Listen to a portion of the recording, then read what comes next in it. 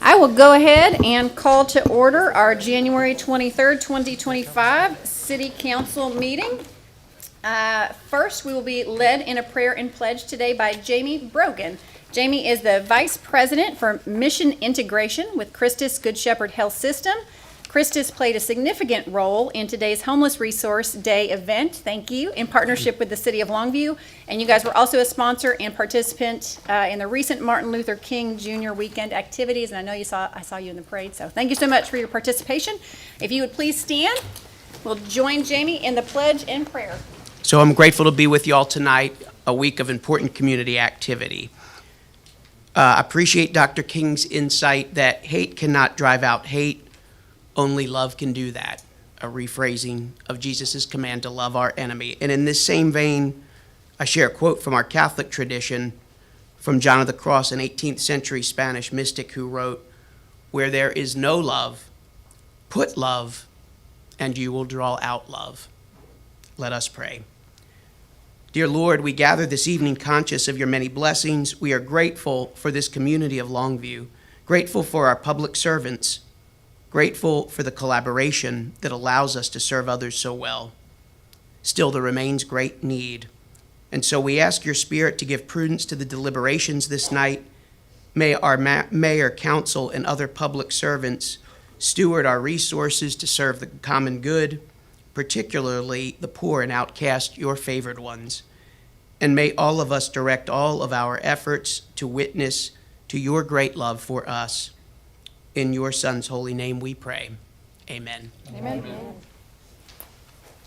I pledge allegiance to the flag of the United States of America and to the republic for which it stands, one nation, under God, indivisible, with liberty and justice for all. Thank you. First on our presentation agenda here is a presentation of appreciation to Gregg County, which I am going to ask Sheriff Maxie Cirliano to come on up here and accept that for them. We are appreciating Gregg County for their partnership on the Bearcat and Emergency Command bus that we earlier unveiled and offered inside tours of.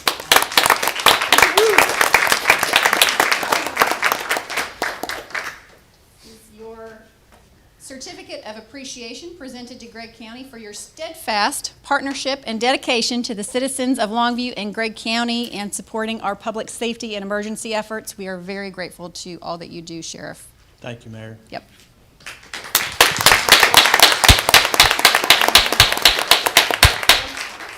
You guys take a photo. Thank you. Thank you. Oh, okay. Congratulations. Thank you. Thank you. I walk away too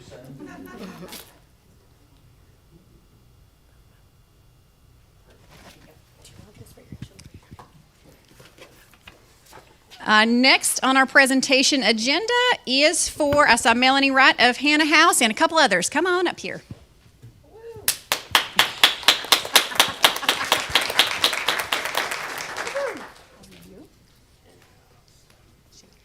Good to see you. Thank you guys for being here. Today we are proclaiming January 16th, 2025 as Hannah House and HEPTA Trafficking Awareness Day, whereas the coalition has requested that the mayor by proclamation recognize January 16th as Hannah House and HEPTA Trafficking Awareness Day in the city of Longview, and whereas human trafficking continues to be a billion-dollar criminal industry horrifically affecting approximately 403 million people worldwide. Even though awareness is growing, human trafficking continues to go widely unreported. Increased community education and citizens being vigilant in reporting any suspicious activity to local law enforcement is crucial in rescuing current victims and preventing future ones. Whereas Hannah House and HEPTA are dedicated in partnering with local law enforcement, churches, and victim services to assist survivors in their journey of restoration, I therefore, as Mayor of Longview, proclaim January 16th, 2025 as Hannah House and HEPTA Trafficking Awareness Day here in the city of Longview. Congratulations, and thank you for all that you do.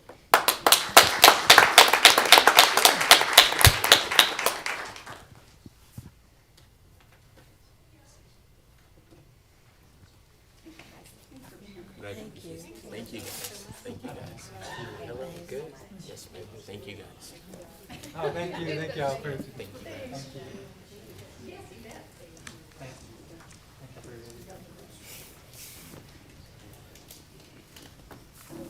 Thank you guys so much for being here and for all that Hannah House does. We really appreciate all that you do in our community. Next up, agenda presentation item C, presentation regarding communication efforts to reduce celebratory holiday gunfire with Mr. Richard Yakeley, our Public Information Officer, presenting for his very first time this evening. We're glad to have you. Please go ahead. Thank you, Mayor Ishihara, Council, City Manager McPhee. In the days leading up to New Year's Eve, Councilman Wade reached out to Mayor Ishihara and city staff and asked that we develop a plan to address a recurring public health and safety issue in our community, celebratory gunfire. So Councilman Wade, City Manager McPhee, Police Chief Anthony Boone, Mayor Ishihara, and I met to develop a strategy to begin a community discussion and to raise awareness about this issue. Thank you, Mayor, for making this discussion a priority. I believe you even called in from an airport terminal to be a part of the discussion. And thank you, Councilman Wade, for drawing our attention to this significant issue. And it is a significant issue. In Longview, we have been fortunate that guns fired into the air during holidays haven't ended in tragedy. But what goes up must come down. And across the nation, every year, there are heartbreaking stories of those who have lost their lives due to celebratory gunfire. Just a few headlines on the screen from the past 2 years represent lives that were tragically cut short. But even though we have been saved from the worst case scenario here in Longview, celebratory gunfire has caused real damage. Businesses, vehicles, and homes have been struck, including 3 bullets that we pulled off the roof of our brand new Longview Police Department building.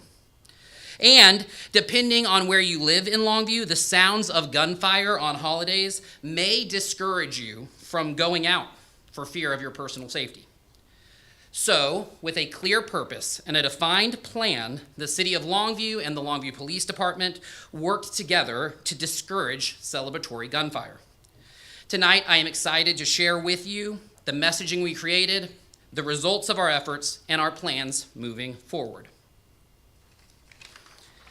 Our message focused on 3 primary components.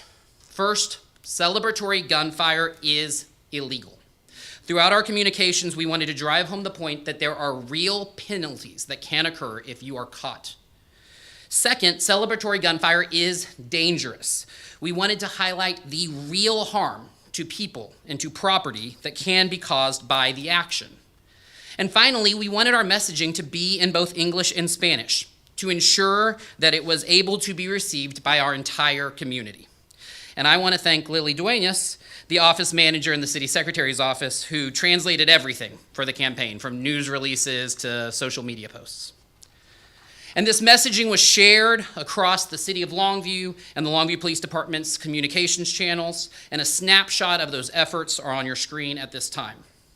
One additional action that we took that I think is worth noting and is outside our normal standard procedures was to share our social media messaging from our official City of Longview accounts into active community groups in order to help amplify the message.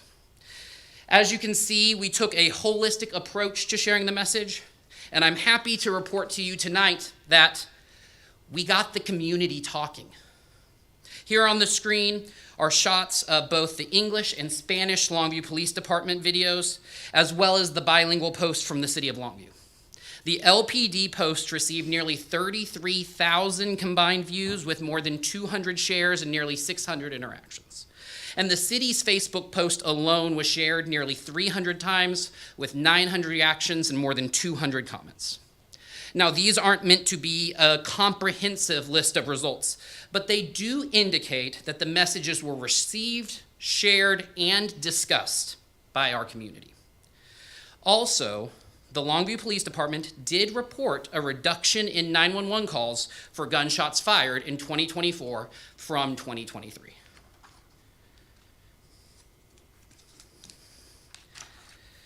Addressing this social harm and changing our community's behavior will likely take years of consistent, intentional communication.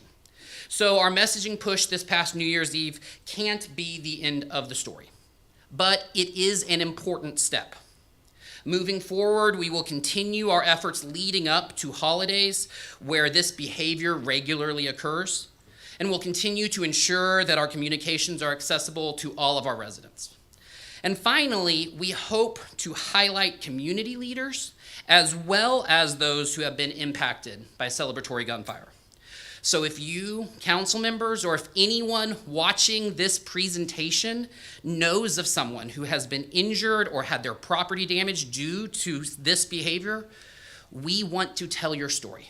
Doing so will help us show residents the real cost of this action and help drive home the point that what goes up must come down. And with that, I'd be happy to answer any questions. Thank you, Richard. Any comments or questions? I feel like I need to clap. I know you killed it, Richard. Thank you. Go for it, Mr. Wade. Mr. Yeakley, thank you very much. And to Mayor Ishihara and Mr. McPhee, you know, I brought this to you guys not knowing that you would take it and do such a great job with it.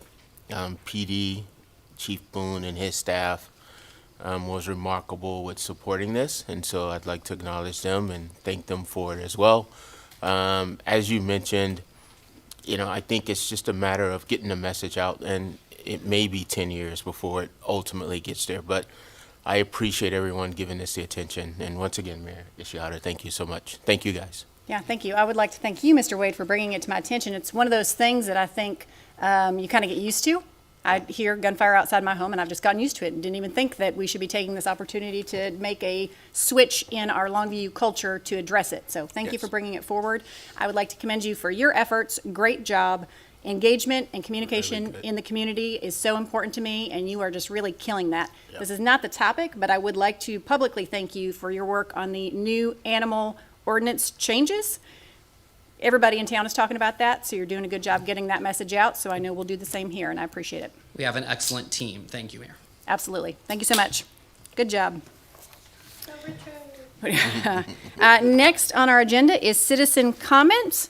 The first speaker card I have is from Judy Doria. If you would please approach the podium. And Ms. Doria, you'll tell us your name and your address, and the items that you presented are at council table. Okay. Well, first of all, I don't have a glossy slideshow. I didn't know that was a thing. You do have 3 minutes. So. Oh, sorry. Yep. Nope, that's okay. That's okay. We'll start you over. Okay. Good evening. My name is Judy Weeks Dory, and this is my husband, Tony.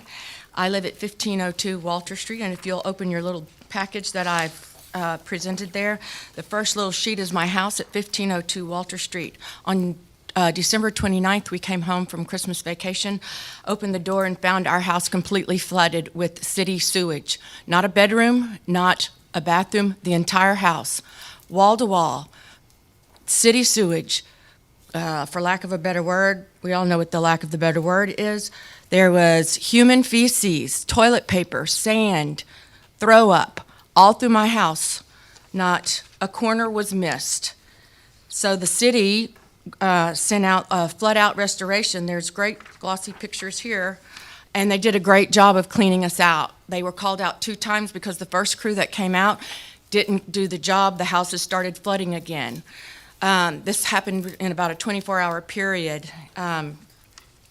The second day, the cities came out again, or the flood out restoration came out again, and as another courtesy, because it was so bad, this is not something the city's ever seen before, an entire house. It was my house and my neighbor's house. Crap really does roll downhill, and they decided that the city would extend another courtesy and demolish, take out everything that has been contaminated, which is everything 2 feet down in my house. I have no walls, I have no bathtub, I have no shower, I have no cabinets. I do have my kitchen cabinets, they were spared. I have no clothes. My clothes on the bottom rack, they're gone. My shoes, my wedding dress, things that I can't replace, things that I can't afford to replace. The city has graciously giving us a third of what it's going to cost to rebuild our house. Literally, we're rebuilding our house. I'm not asking you for anything extra. I'm asking you to help restore my house to the tune of $130,000. I've had 2 bids, and that's what they've both come out at. If you'll keep flipping through your pages, you can see the horrific crap that's in my house, not to mention what it looks like, but what it smells like, what it's going to continue to smell like. Not only that, but the diseases that it could harm me and my family on down the road. That's another expense to us, an environmental expense to the tune of about $3,000. This whole thing has been, I guess I'm lucky because out of the whole city of Longview, ching, I got picked. Good things happen to bad things happen to good people. We all know that. And the city has been great in responding, coming out, but they left us with a house that's uninhabitable. If you'll go to your last piece of paper, this is called the clean out. You might want to go home and make sure you have one of these, because if you don't, this will happen to you. This is very cheap.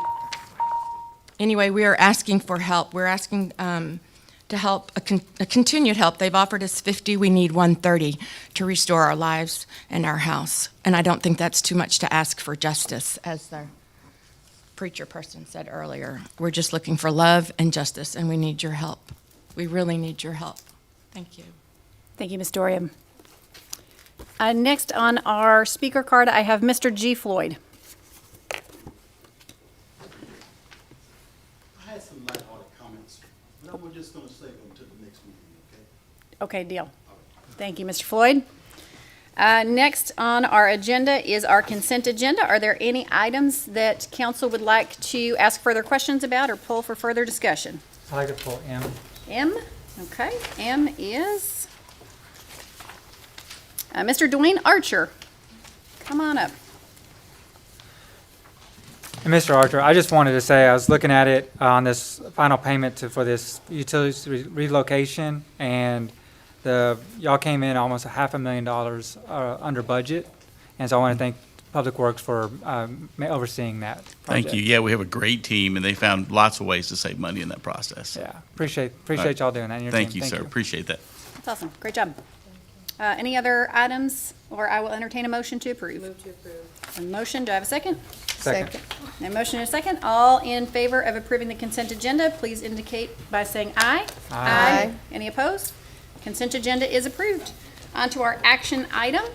Consider a resolution approving and authorizing the city manager or the designee to execute an interlocal agreement to allow the Longview Police Department and Kilgore College to collaborate on training peace officers in East Texas. Mr. Anthony Boone. I do also have a speaker card on this one from the sheriff, so I will allow him up for comments after you're done presenting. Go ahead, Chief Boone. Good evening, Madam Mayor, Council, Mr. McPhee. I want to talk a little bit about the history of our police department and our basic police officer academy or course to let you know where we want to go. So we began this in 2020. We've had an academy license. Not every police department has an academy license. Not every police department is able to actually teach courses that get credit through TCOL, which is the governing body for police officers in Texas. We've had that since the early 80s, but we've never actually run a basic police officer academy until COVID came along. And when COVID came along, obviously, what did schools do? And when I say schools, not just public schools, but our colleges and universities as well, for safety, they shut down. But obviously, when you're trying to still answer calls and have officers on the street, you don't really have the luxury to quit doing that. So we used our academy license in May of 2020 and actually started our own academy. And from there, we had so much success, and we realized we were able to start teaching the culture and how to be a police officer to our standards and have that professionalism from day one versus when you send them off somewhere and they're with somebody else for 20 to 22 weeks. And we liked the product that we had, so we're actually at our number 8 academy is going on right now. We have trained over 100 students, 100 police officers in the East Texas area. So that's not just Longview police officers, but as you can see on the list there to the side, those are some of the other agencies that have actually trusted us with their new recruits and have sent those to us to be trained by Longview Police Department. So I'm very honored by that. And also we use what we call subject matter experts. That's your police officers, your detectives, your traffic officers that do the job every day, that have specialized training in what they do. They're the ones that come in and teach their portions at the basic academy. So that way they are getting training. The new recruits are getting training from officers that actually do that particular job every day, so that they have the best training possible. But with all that, I think we have a great academy. We have a beautiful police department, thanks to our citizens. But there are some things that it does lack when it comes to actually trying to do a basic police officer academy. 2018 is when we were doing the design for our new building, and we have a beautiful classroom that is great, but we did not design it for multiple classrooms. So one of the limitations we have right now is when you're running a 22-week academy, most of that is inside a classroom, which means we lose our training room for a big chunk of the year. And then if you try to do 2 academies in 1 year, you can just imagine it's not a whole lot of time is left. So space is definitely one issue. We have a beautiful firearms range, but we do not have a classroom out there with our shooting range. That would be a great thing to have. Driving course. We do not have a driving course. We partner with the Parks Department, and we actually closed down part of Lear Park. And as the slide shows, lots of cones. We set up a lot of cones to make a driving course work at our larger parking lot area to satisfy the requirements of the academy. And then we don't have a full-time administrative staff. We use our sergeant and our training officers. They're the ones that compile all the paperwork, and as you can imagine, for a job like that, there's quite a bit of paperwork that goes and is involved with it, and they manage all that and take care of all that. Like currently, our current academy has 22 students in it. So that takes us to a partnership, and I did not point this out earlier, but I would like to recognize a few guests that we have here as well. But we have Dr. Kays, Kilgore College president. We have Dean Shaw and Assistant Dean Zachary, all present and all in support of this. And we've been having communications for some time to put this together for you to look at this evening. And some of the things that we gain from a relationship when we partner with our community partners, such as Kilgore College, our training space. I put on the slide that training space doubles. I think it's even more than that. What they are talking about is actually using a facility here in Longview across from Kilgore College campus and giving us a full-time classroom for our basic police officer academy. It also gives us access to a secondary firearms range that has a full-size classroom that you can take your entire class out to at one time. So you can give curriculum training in the classroom and then go and actually do hands-on training immediately afterwards. This picture right here shows you the driving course and the skid pad that they have just south of Kilgore. This all becomes accessible to Longview Police Department with this partnership. And then also the Kilgore College administrative staff. They have professional staff that's what one of their duties is taking care of and filing all the paperwork, making sure all the paperwork's there. So you actually have people that are trained to do that versus police officers doing that on the side of all their other duties that they have as well. And then it's just the collaboration by professionals to provide the best training in our East Texas area. And yes, does it benefit Longview PD? It does, but it benefits, I think, everybody in the East Texas area that wants to have quality professional police officers and deputies. And it really is, it's a vision for not just now, but for the future as well. The sharing of the resources and the staff and the facilities and the providing quality training, I think between Kilgore College and the police department, it brings our mantras together. Kilgore College is your future starts here, and the police department is providing professional policing. What better way than having your community college and your police department join forces to bring that quality training? And again, it's not just even for the now. There's tons of benefits, but for the future, it's that partnership. So as state and local grants and other funding becomes available, it allows the city and the college to come together. And I think you'll hear from the sheriff in a second that in ways that, again, just like on our other equipment and apparatus that we've bought, it's a partnership that's a community partnership, not just one, but everybody. And with that, I'd be happy to answer any questions. Any questions or comments for Chief Boone? Go ahead, Mr. Wade. Yes, sir. Yes.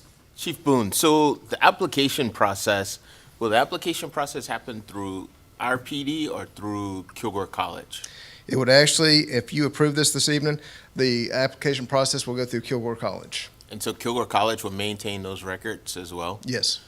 And the one other question, when you are applying for RPD, for example, or is it just an open class that's offered by Kilgore College, and then we go and recruit That qualified is actually applicants? a very good question. So the way we've run our academy is, initially, we started it for Longview police officers, and because some other agencies were in the same situation that we were in with COVID, they asked, can we send our cadets to you as well? And it's one of those things that, sometimes you're willing to risk figuring out your way with your own people, but you kind of feel bad of taking other folks along for the ride. And we told them up front, we're going to figure this out.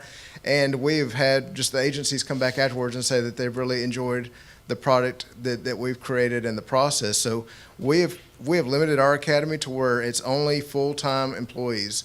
So it is somebody that has been hired by Marshall PD or Tyler PD or Kilgore PD that comes to our academy. They're being paid on a full-time salary to go, and school is their job. And when they graduate the academy, they are put in that agency's field training program.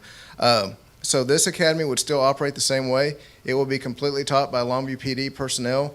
They will have to be employed by an agency as a full-time police officer. But Kilgore College will still have secondary academies that for somebody that wants to put themselves through, that they can do that. And then they also have some satellite locations as well. And then also everyone that has a TCOL license is required so much training hours every 2 years, and Kilgore College will continue to provide that as well. And I hope that we collaborate as we start with this, but we'll just collaborate on more projects as we move forward. Great. Thank you, sir. Yes, sir. Yes, thank you. Go ahead, Ms. Gamboa. Well, I just want to thank Kilgore College. Thank you to your leadership, and thank you, Chief Boone, and your team for doing something like this. I think it's beneficial for our city and people that have a heart for service. I think this is a great way to get them started. I do see that our age range is 21 and above to go through this. So at what age can they start going through this academy? And, what are going to be the requirements for them to get through this academy? And that's just sort of the two questions I had. The state will let you come at 20. There is a way to do that. And so we have actually, there's been very few in Longview's history, but we've hired a couple that would have their 21st birthday while they're in the academy. Basically, as long as they meet the state requirements and their own agency that's sponsoring them and sending them to the academy, it'll be up to them what other requirements that department requires. So anyone that's going for Longview PD will meet our standards that do go beyond what the state requires as a minimum standard to be a peace officer. And then from there, we will share the same physical fitness standards that we do for our own recruits will be with everybody. But again, it won't be a pass-fail on that part there. The grades are a pass-fail, but it's whatever standard that you have to meet for your agency. Okay. So the way the partnership looks mainly is our officers are conducting the training and Kilgore is allowing us their facilities? Yes, and there's fees as well. And on that, basically it'll be a 50% split on tuition. And Kilgore College will actually even be paying us for our own officers that go to the academy as well. Perfect. Thank you so much. You're welcome. Mr. Newsted. And I want to just clarify, you said that the training classroom is going to actually be here in Longview? Yes. Okay, good. That's awesome.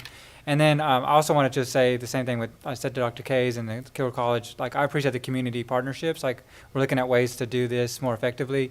I know I was at the MLK parade, and I got to ride with Fire Station 3.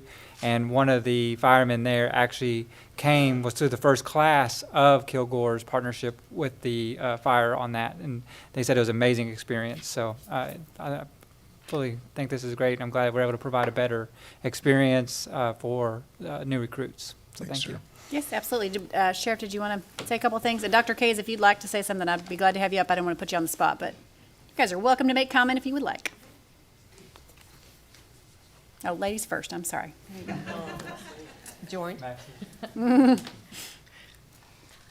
I would just like to say thank you very much to Mayor Ishihara, to the Longview City Council, to City Manager Roland McPhee, to our partner Chief Boone. I appreciate the consideration that you're giving this proposal this evening. It's something we're very excited about, and I believe that this is just the start of more, even better and bigger things to come. So thank you very much. Yes, thank you, Dr. Kays. Thank you. Mayor, council members, Mr. Manager. So while you all know me as your elected Gregg County Sheriff, I also serve as the chairman of the East Texas Police Academy Advisory Board. I've served on that board for more than 20 years and been the chairman for several years. So this is a great opportunity for all of us.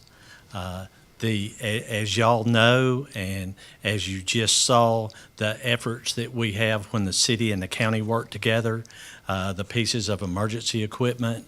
I might draw your memory back to, we also partner in other ways.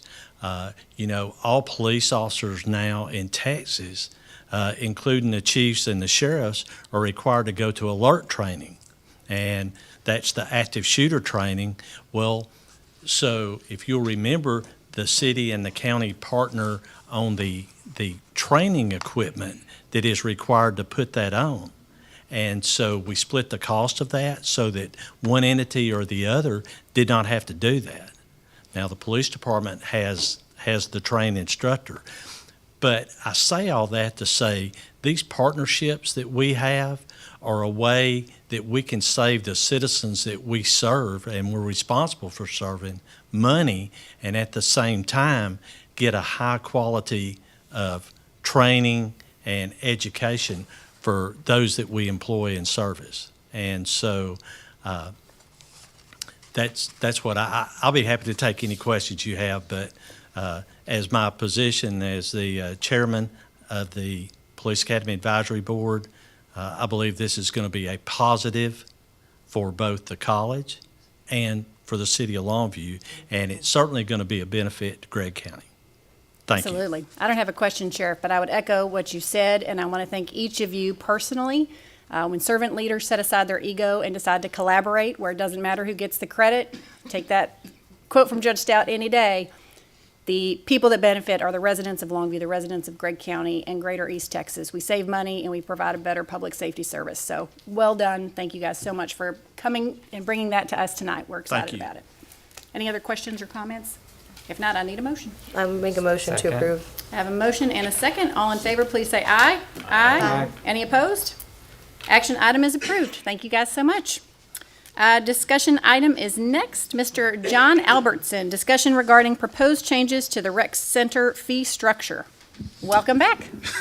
Mayor, Council, Mr. McPhee, thanks for the opportunity to be back again today to discuss our recreation center fees. After last meeting, we took all of your feedback in order to come up with what we want to propose tonight. Our staff worked diligently, so I want to thank them for sure. So the first slide that we're going to have, this is just to kind of update you again back to what our current fee structure is at Broughton and Paula Martin Jones.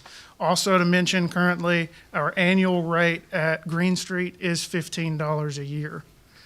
Our next slide is what we're proposing. We would be moving our annual Family Pass membership rate to $90 a year. Our annual adult and senior would go to $50. The annual youth would be free, and that is 17 and below would be free. And then our monthly adult and senior would be $5. And all of those adult and senior would be 18 plus.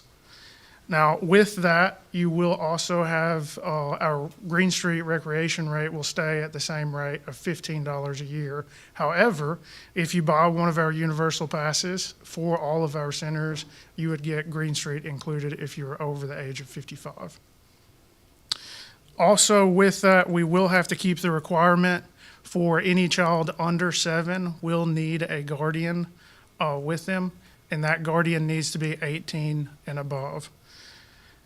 And our next slide, in order to address those concerns of barriers to entry for those youth below 7, we would propose starting a scholarship program in conjunction with our PALS Foundation, where we do have some seed funds already. In order to be able to start that, that will help us increase accessibility for those families.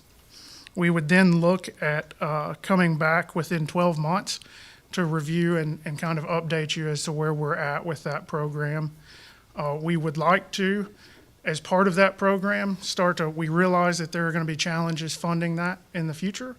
So as part of that, we would like to be able to do a basketball tournament at Broughton annually, hopefully with the help of See who you're Councilman looking at Wade. here. I feel like I know. Since Councilman Wade, we know, grew up going to our rec center there at Broughton, we'd love to be able to have his help in order to promote that and help fund our scholarship program. The potential impacts of these changes would be estimated around $38,000 this first year. And then we really feel like, obviously, we'll have a lot more people utilizing our facility at that rate.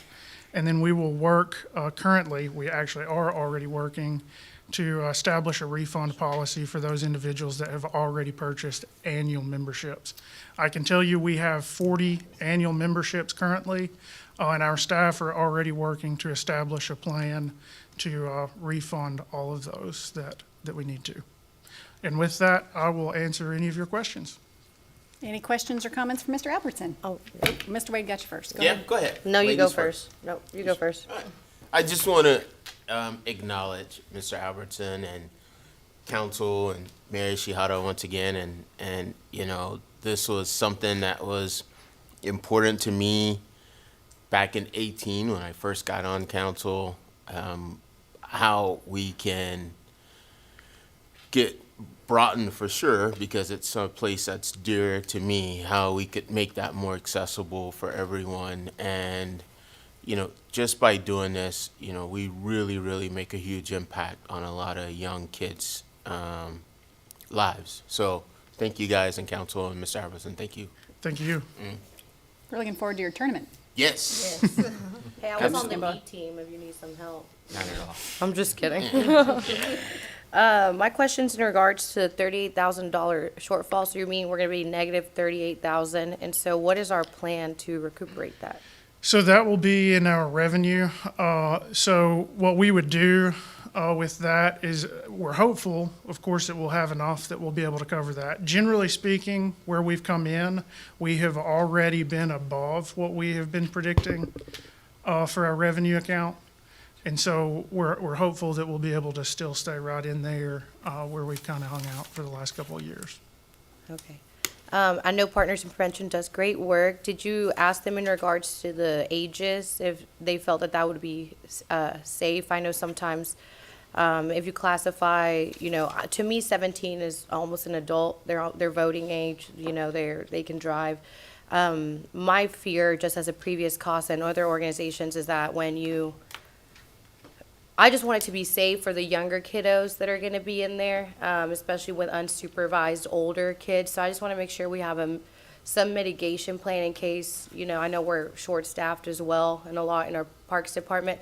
So I just want to make sure that we're able to handle some of those safety issues.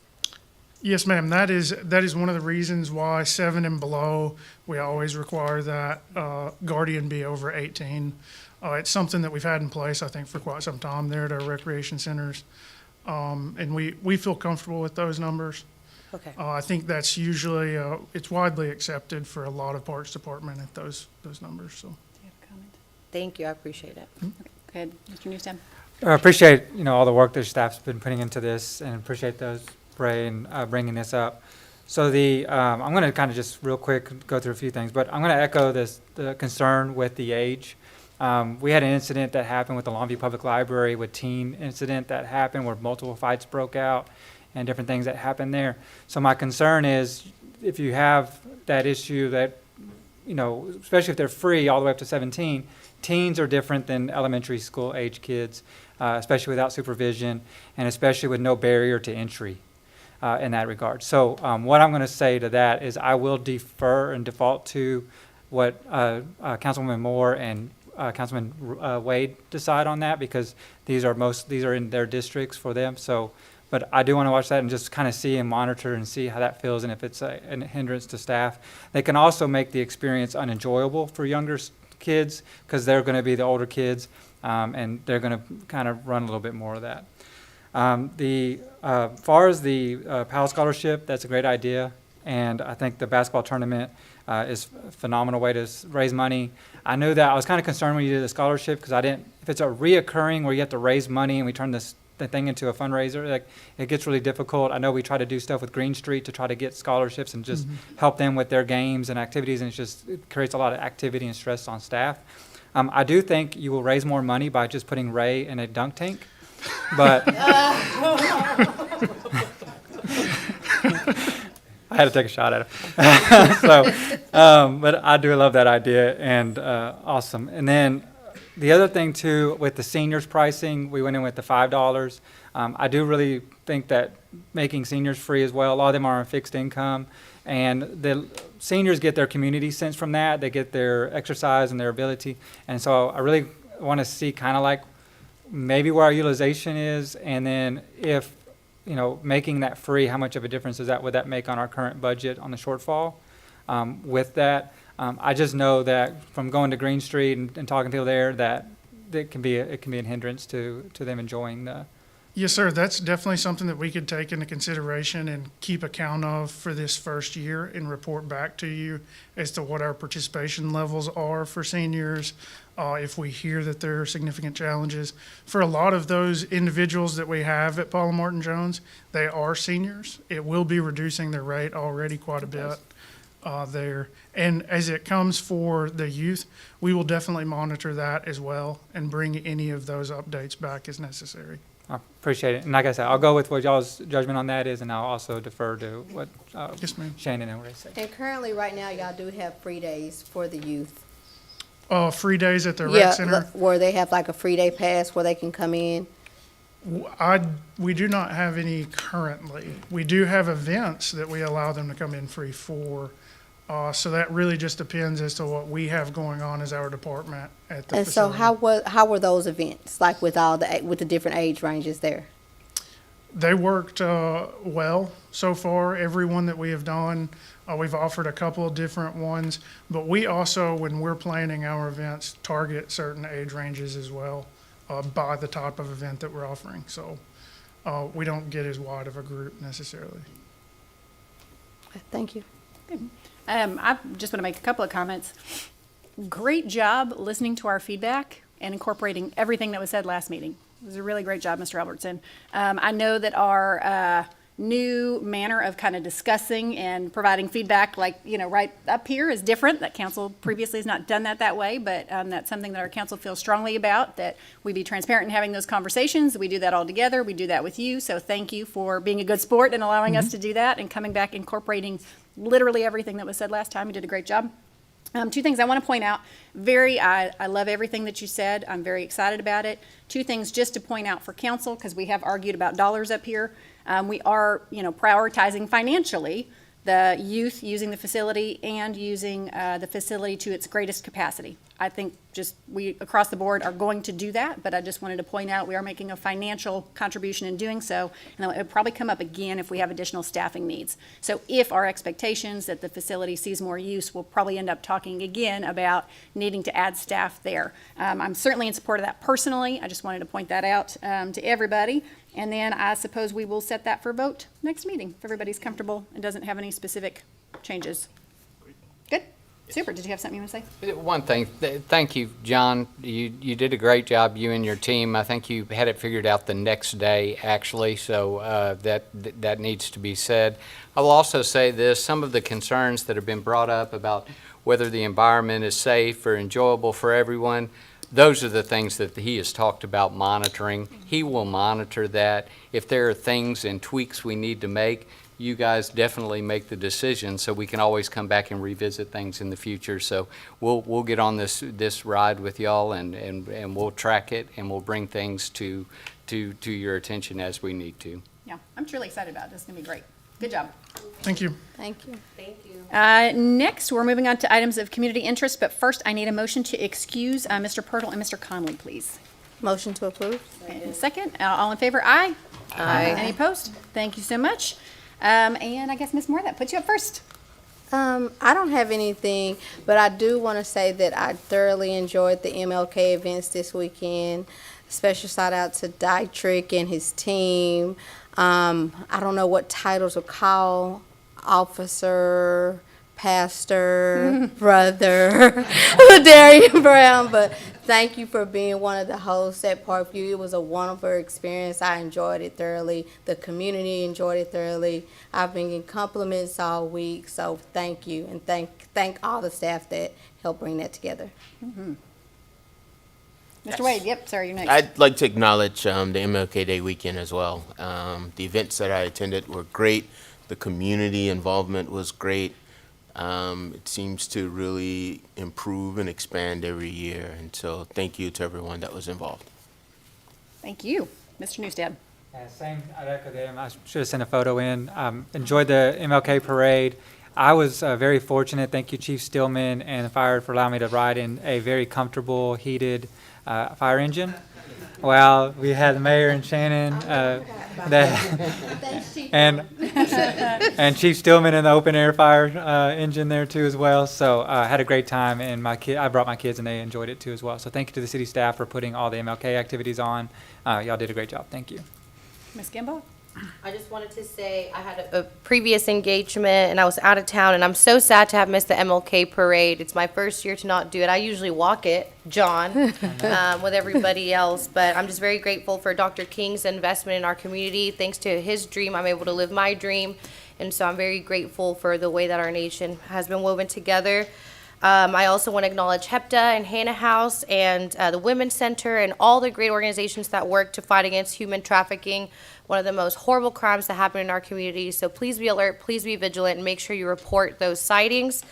And unfortunately, progress takes time, and sometimes it's ugly. I'm sorry I didn't submit an image for this, but Spring Hill Park is closed for the foreseeable future, but we do have some great bond projects coming up, so don't be discouraged, don't be upset. You'll be very happy around the summertime when it's finished. So I'm very sorry that it's going to take a while, but in order to have the best for our district, progress takes time, and it takes thorough effort. So I just wanted to say that.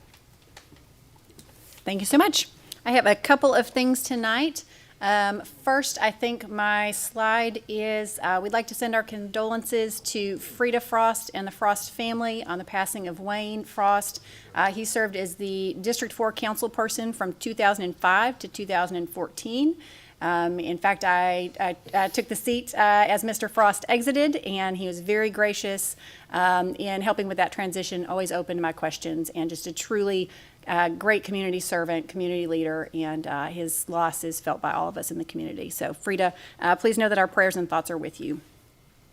Next is all are invited to come to an open house to learn about those new animal ordinances. So if you have questions, you are welcome to contact the city, but this is a great place to come in person and ask those questions if you would like.